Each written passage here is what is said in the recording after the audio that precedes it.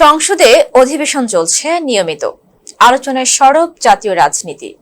তবুও একটি আসন নীরব, সেটি ওসমান হাদির প্রতিদ্বন্দ্বী ঢাকা ৮ এর সংসদ সদস্য মির্জা আব্বাসের। জীবন অবাক না করলে কে করবে? 28% মিল্ক ফ্যাটের অবাক করার সাথে ফ্রেশ মিল্ক পাউডার। জীবন অবাক করুক প্রতিদিন। গত ১১ মার্চ ইফতারের সময় হঠাৎ অসুস্থ হয়ে পড়েন তিনি। প্রথমে ঢাকার একটি হাসপাতালে ভর্তি করা হলেও অবস্থার অবনতি হলে কয়েকদিনের মধ্যে তাকে সিঙ্গাপুরে নেওয়া হয়। এরপর থেকেই তিনি সেখানে চিকিৎসাধীন। তার অনুপস্থিতিতে এখন শুধু শারীরিক নয়, সাংবিধানিক প্রশ্ন তৈরি করেছে। সংবিধান অনুযায়ী স্পিকারের অনুমতি ছাড়া টানা ৯০ কার্যদিবস অনুপস্থিত থাকলে সংসদ সদস্যর আসন শূন্য হতে পারে। সংসদে বিষয়টি উত্থাপন করেন পটুয়াখালী ২ আসনের সংসদ সদস্য শফিকুল ইসলাম মাসুদ।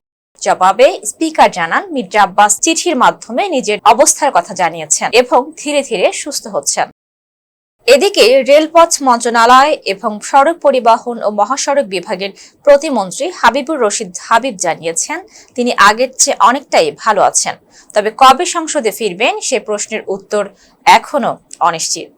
সায়মা রূপা, ফেস দ্য পিপল। জীবন অবাক না করলে কে করবে? 28% মিল্ক ফ্যাটের অবাক করার সাথে ফ্রেশ মিল্ক পাউডার। জীবন অবাক করুক প্রতিদিন।